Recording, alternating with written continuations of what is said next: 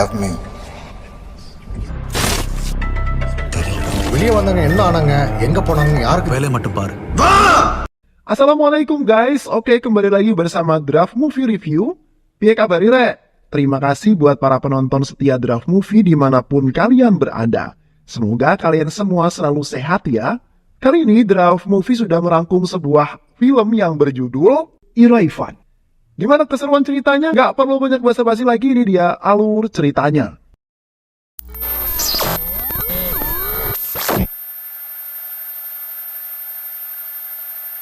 Arjun adalah seorang inspektur polisi di Chennai. Memiliki karakter yang temperamental namun jeli dalam melihat suatu permasalahan. Ia selalu menyelesaikan kasus yang ada bersama sahabatnya yang bernama Andreu. Andreu memiliki seorang istri yang bernama Jasmine dan juga adik perempuan yang bernama Priya. Istri Andreu saat ini sedang hamil dan hanya menunggu waktu untuk melahirkan. Saat yang ditunggu pun tiba. Andreu dan istrinya dikaruniai seorang anak perempuan yang kemudian mereka beri nama Sophie. 2022. Brahma, seorang si kepet dengan sabar menunggu korbannya dan selalu menargetkan seorang gadis. Melakukan penyiksaan terlebih dahulu sebelum membunuh korbannya. Ia mendapatkan kepuasan dengan mendengar rintihan dan suara ketakutan dari korbannya. Masyarakat menjuluki Smile Killer. Karena setelah melakukan aksinya, Brahma akan membuang korbannya dan di dekatnya selalu ada surat yang ditandatangani oleh Emotion Smile. Beberapa hari kemudian ditemukan mayat gadis tanpa busana dengan kondisi bagian tubuhnya tidak lengkap. Komisaris membentuk tim khusus untuk menyelesaikan kasus ini yang dipimpin oleh Arjun dan Andreu. Arjun menemui Dr. Samugan untuk mengidentifikasi kasus yang meresahkan masyarakat ini.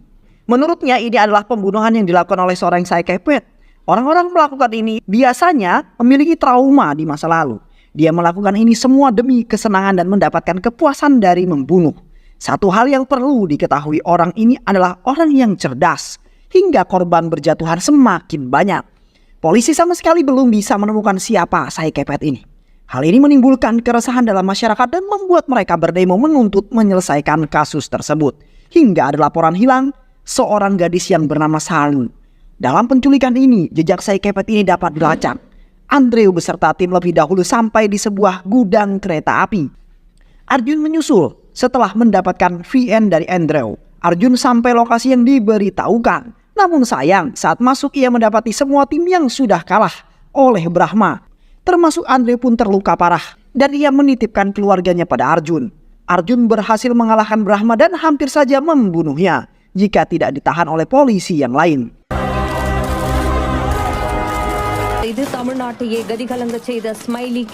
Di rumah sakit, Andre mendapatkan pertolongan namun nyawanya tidak tertolong. Andre menghembuskan nafas terakhir dalam melaksanakan tugasnya. Arjun terus menyalahkan dirinya karena saat menggerebekkan ia tidak bersama Andre untuk melindunginya. Doa bersama untuk Andre pun dilakukan di rumahnya. Arjun kemudian meminta kepada Priya untuk berbicara kepada Jasmine agar diizinkan tinggal untuk beberapa hari di rumahnya. Rasa bersalah yang terus ia rasakan membuat Arjun kemudian memutuskan berhenti dari kepolisian dan fokus pada keluarga Andreu. Arjun kemudian memulai tinggal di rumah Jasmine untuk membantu agar mereka semua tidak terlalu larut dalam kesedihan. Arjun kemudian berinisiatif membuat sebuah usaha patungan yaitu kafe kopi dan ini cukup berkembang sangat besar. Di rumah sakit jiwa terus dilakukan konseling terhadap Brahma untuk mengetahui sejauh mana gangguan yang dimiliki kesehatan yang dimilikinya. Brahma mengatakan ia hanya mengikuti suara yang ia dengar yang memerintahkan untuk membunuh.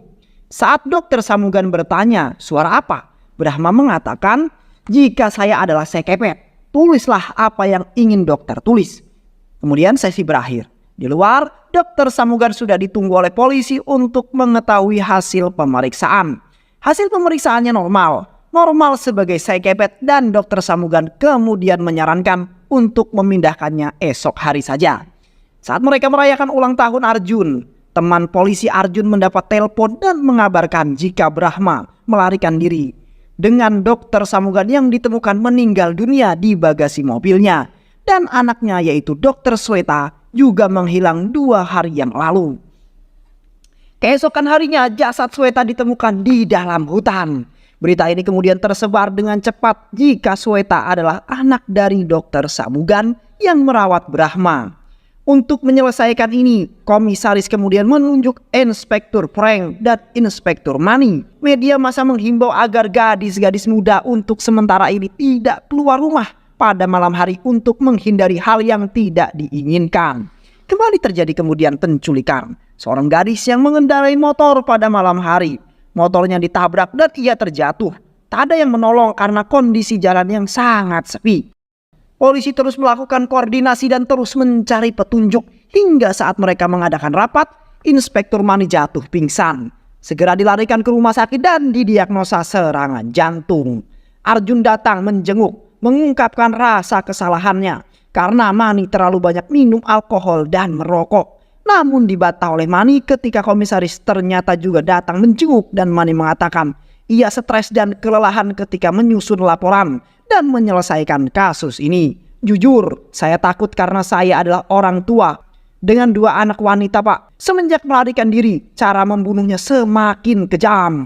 Bukan hanya korban yang menjadi targetnya, tapi juga keluarganya. Setelah beberapa hari anaknya ditemukan meninggal, ada paket yang mereka terima berupa video yang berisi penyiksaan anaknya. Tidak tahan dengan apa yang dilakukan pada anaknya, sang ibu yang melihat video itu pun kemudian bunuh diri dengan cara membakar diri hidup-hidup. Sangat mengerikan efek berantai dari pembunuhan ini. Arjun mendapatkan telepon dari pamannya yang mengabarkan jika Divya belum pulang dari les hingga saat ini.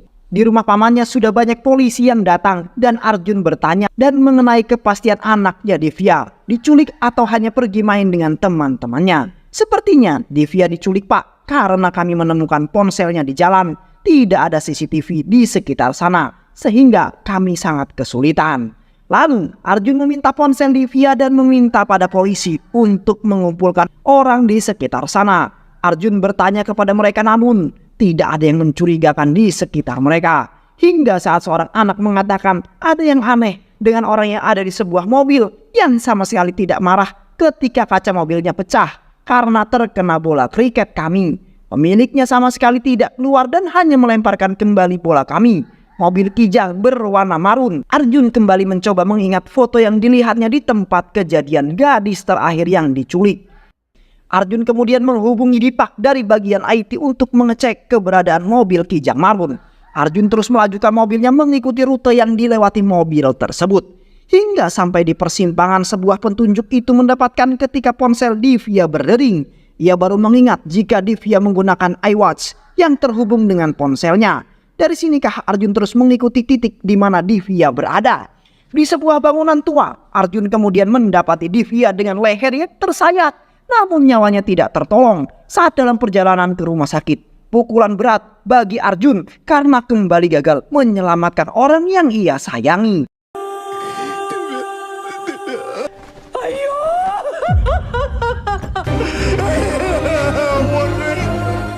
Komisaris memanggil Arjun karena ia mendapat laporan yang mengatakan jika Arjun bertindak seolah-olah dia masih seorang polisi. Komisaris bertanya pada Frank, ada perkembangan apa? Ini Salu, kami menemukan fotonya di sana. Satu-satunya korban yang selamat. Melihat ini, komisaris bertanya pada Arjun, seorang saikepet tidak akan pernah melepaskan korbannya. Dia pasti sudah menculiknya. Dan benar, kabar itu kemudian diterima oleh Inspektur Frank melalui sambungan teleponnya. Frank kemudian mendatangi Ganesh, pacar dari Salu. Ganesh bercerita jika ialah yang memberitahu peristiwa penculikan 1 tahun yang lalu. Aku mengikutinya. Salu tidak takut kematian, yang dia inginkan adalah seks. Ganesh melihat mereka melakukan hubungan terlarang dan Brahma tidak jadi membunuhnya. Sepertinya dia juga tertarik pada Salu. Jangan khawatir, Salu pasti kembali.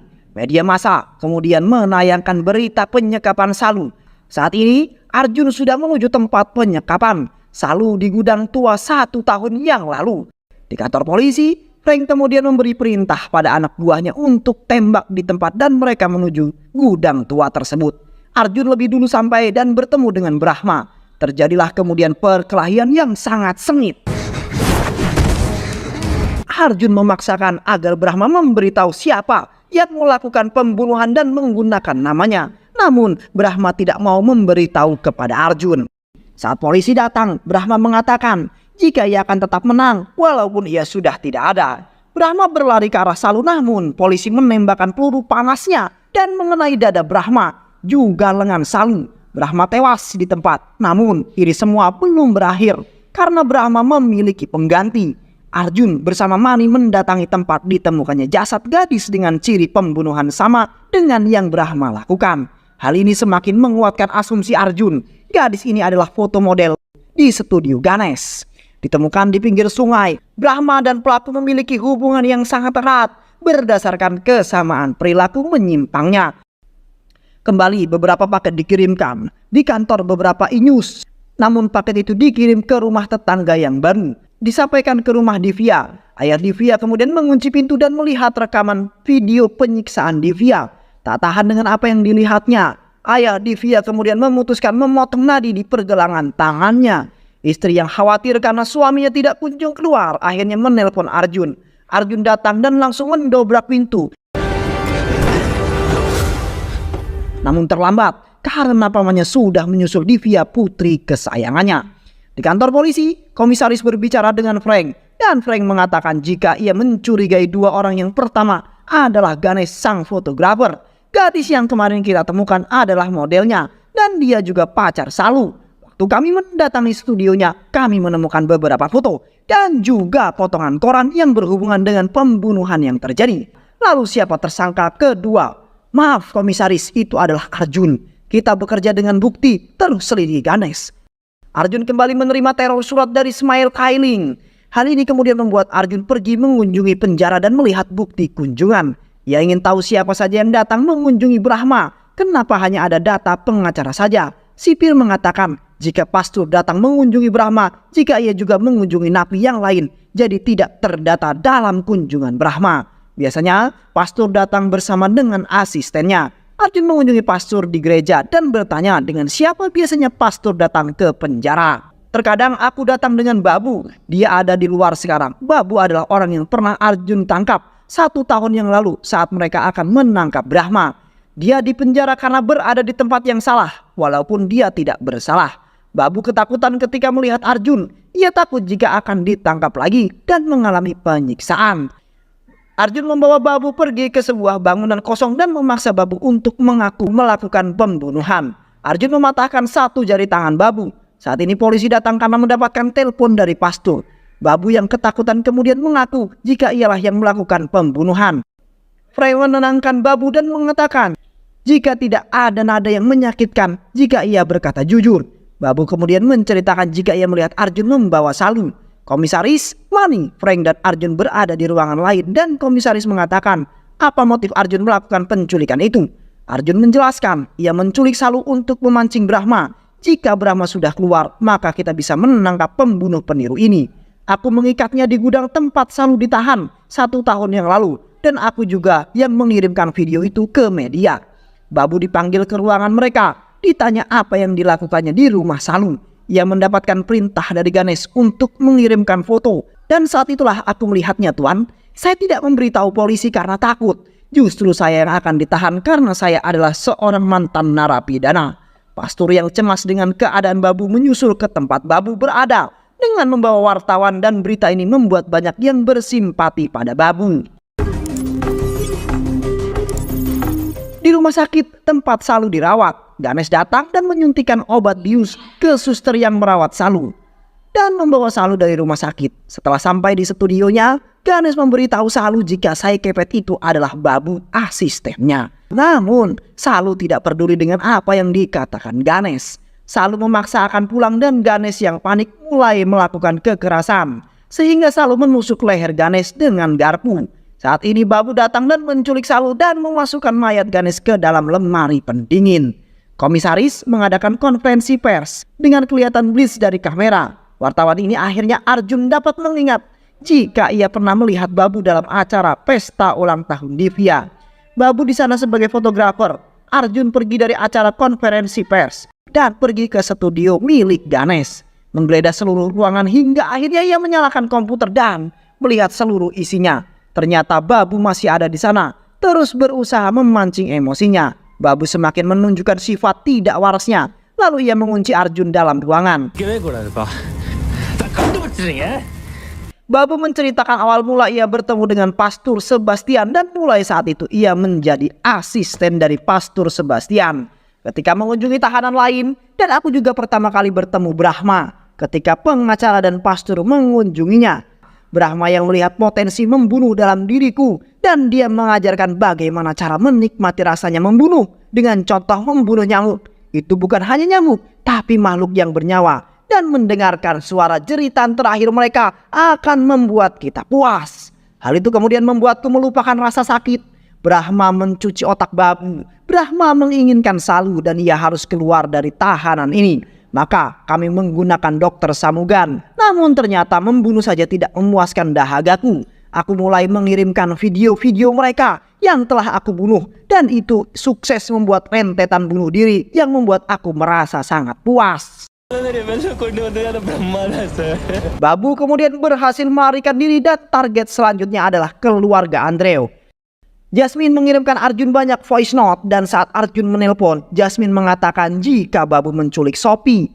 Sekarang Arjun ada di gereja. Arjun segera meminta polisi untuk ke gereja. Babu menyembunyikan Sophie di suatu tempat. Dia akan melepaskan Sophie jika mereka mau mengikuti permainannya. Ternyata Jasmine dan Babu sudah membuat kesepakatan untuk menyelamatkan Sophie. Tolong selamatkan dia. Dia satu-satunya yang tersisa dari Andreu. Sekarang mereka semua dalam mobil menuju ke suatu tempat yang tidak diketahui. Di tengah jalan, Babu kemudian ingin melakukan permainan 1, 2, and 3. Terus berulang hingga saat Jasmine mengatakan jika ia menitipkan tasbih untuk diberikan pada Sophie. Jasmine melompat dari mobil, jatuh terguling dan terlindas mobil polisi di belakangnya. Polisi membantu Jasmine dan membawanya ke rumah sakit. Arjun marah dan menembakkan peluru pada Babu, namun teringat Sophie. Babu dan Arjun sampai di pabrik tua. Arjun memukuli Babu dan bertanya, di mana pria? Babu mengatakan ingin sekali saja memukul Arjun dan akan memberitahu di mana pria. Arjun terdiam dan menerima pukulan dari Babu. Babu menunjuk tumpukan sampadahan saat Arjun berlari. Babu menembakkan senjatanya. Arjun kira itu adalah pria. Ternyata itu adalah Salu. Pria datang tidak lama. Arjun bersyukur pria selamat dan pria mengatakan jika Babu menelponnya dan memintanya untuk datang, kita harus menyelamatkan Sophie. Di dalam pabrik, Sophie kemudian ditodong dengan pisau. Pria menawarkan diri untuk menggantikan Sophie. Saat Sophie sudah terlepas dari Babu, Arjun kemudian melemparkan pisau dan tepat mengenai mata Babu. Namun pria tersayat di lehernya. Mereka semua dilarikan ke rumah sakit dan kenangan masa lalu Arjun tentang pria yang begitu sabar menghadapinya membuatnya sadar jika ia tidak bisa kehilangan pria. Jasmine juga dirawat di rumah sakit itu. Di ruang perawatan Babu, mereka mendengar berita jika Babu ditemukan meninggal dan dokter berkata jika dia sudah meninggal lalu, ini siapa? Polisi yang ada di sana langsung membawa dokter itu keluar karena Arjun akan memasuki ruangan itu dan membuat Babu semakin menderita dengan kehadirannya. Arjun yang berperan sebagai polisi yang protagonis dalam menjalankan tugasnya namun sangat jeli. Harus kehilangan orang-orang yang ia sayangi akibat pembunuhan yang dilakukan oleh dua orang sekepet, Brahma dan Babu, yang membunuh hanya untuk kesenangan dan rasa puas ketika melihat dan mendengar korban berteriak kesakitan di akhir hidupnya. Pria dan Jasmine selamat namun memerlukan perawatan di rumah sakit dan Sophie selamat tanpa terluka. Dan film pun selesai. Terima kasih udah nonton video ini sampai akhir. Semoga kalian semua terhibur. Jangan lupa subscribe, like, comment, and share ya. Pisang habis dimakan kunti. Kunti dilepas banyak maunya. Salam undur diri dari Draft Movie. Dan terima kasih buat penonton semuanya. Draft Movie pamit. Sehat selalu. Wassalamualaikum warahmatullahi wabarakatuh.